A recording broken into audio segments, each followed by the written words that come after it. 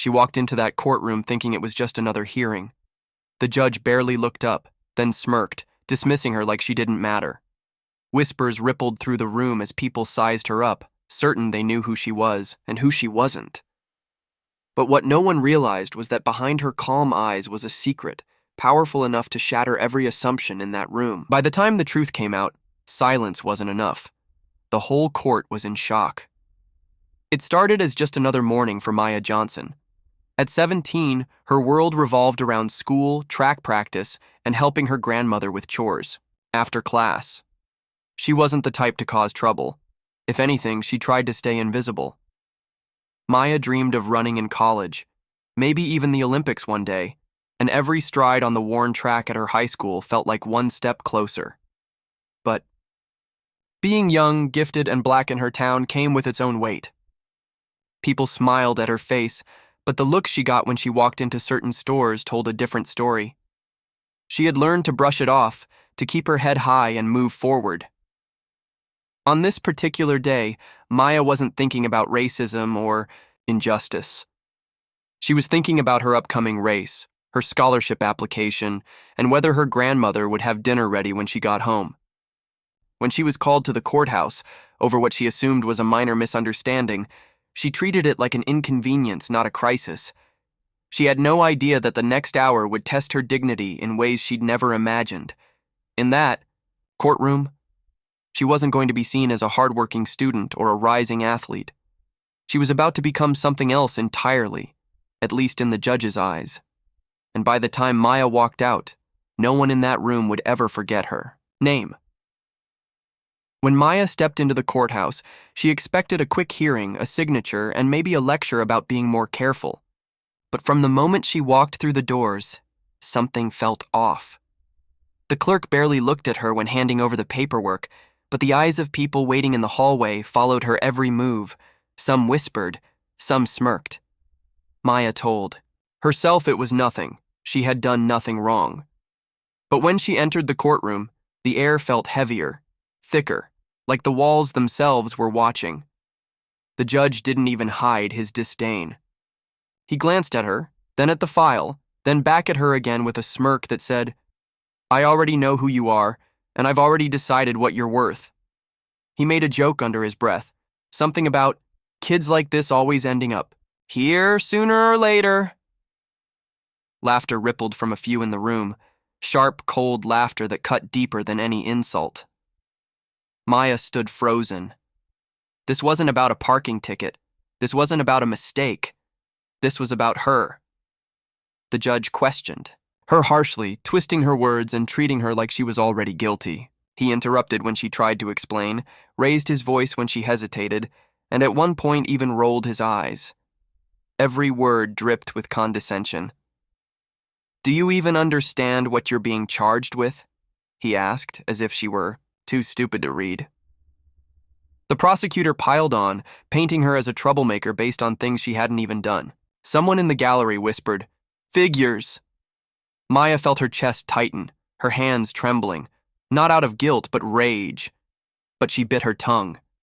She knew that one wrong move, one flash of anger, could ruin everything. Then came the moment that changed everything. The judge leaned back in his chair, chuckled, and said loud enough for everyone to hear, "This isn't going to take long. These cases never do." He had already decided her fate before the hearing even started. Maya's heart pounded. She could feel her grandmother's voice in her head, telling her to stay calm, to stay strong. But inside, she was boiling. How dare they look at her like she didn't matter? How dare they laugh? And then, as the judge prepared to pass judgment, Maya did something no one expected. She raised her head, locked eyes with him, and spoke, not with anger, but with something far more powerful. Her voice didn't shake. Her words didn't falter. And in that instant, the entire courtroom felt it. Something was coming, something they weren't ready for. What could a 17-year-old girl possibly say that would silence a judge and change the entire room in seconds? The gavel was raised. The judge's smirk hadn't faded once through the entire hearing. To him, Maya was already guilty. Not of a crime, but of daring to stand where he thought she didn't belong. But instead of trembling, Maya straightened her back and spoke. Her voice rang clear in the silent courtroom. Before you pass judgment, on me, there's something you should know. Whispers rippled through the room. The judge froze mid-motion, irritated at the interruption. And what would that be? He asked, dripping sarcasm. Maya reached into her folder, not to plead, not to beg, but to reveal.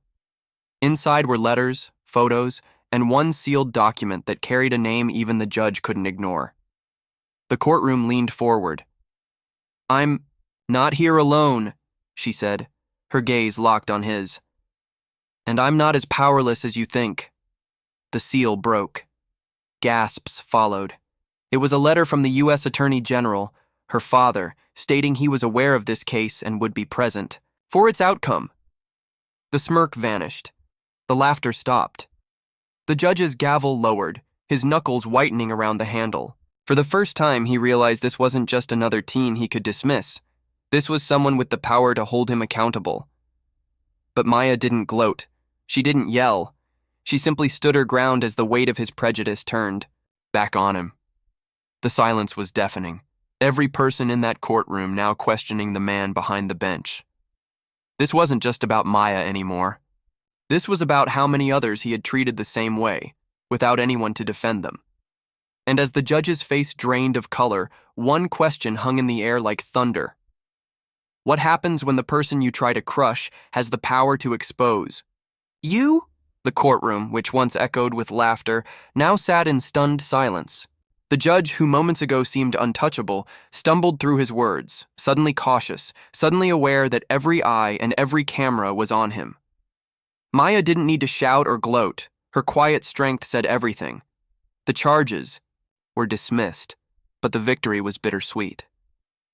Maya walked out of that courthouse knowing her name had protected her, but also knowing how many others, without powerful connections, never get that chance. For every Maya who can fight back, there are countless others silenced, judged, and punished simply because of who they are. In the days that followed, news of the hearing spread. Some praised Maya's courage. Others tried to twist the story, claiming she only got special treatment. But those who really listened understood the deeper truth. This wasn't about privilege. It was about exposing a system where respect depends on status, where justice bends for power but breaks under prejudice. Maya didn't ask to become a symbol. She only wanted fairness. Yet her story forced people to ask hard questions about who gets justice and who doesn't. And as she walked back onto her high school track, the sun on her face, she made herself a promise. She would use her voice, not just for herself, but for those who couldn't. Because if it takes a letter from the U.S. Attorney General to make a judge listen, what does that say about the rest of us? How many more stories like Maya's will it take before we demand a system that sees every child, every family, every life as worthy of respect? The stories shared on this channel are entirely fictional and created solely for entertainment purposes. We believe in a world where everyone is treated equally under the law and where society continues to progress in fairness, development, and justice. Our goal is to share meaningful, thought-provoking stories that inspire positive change.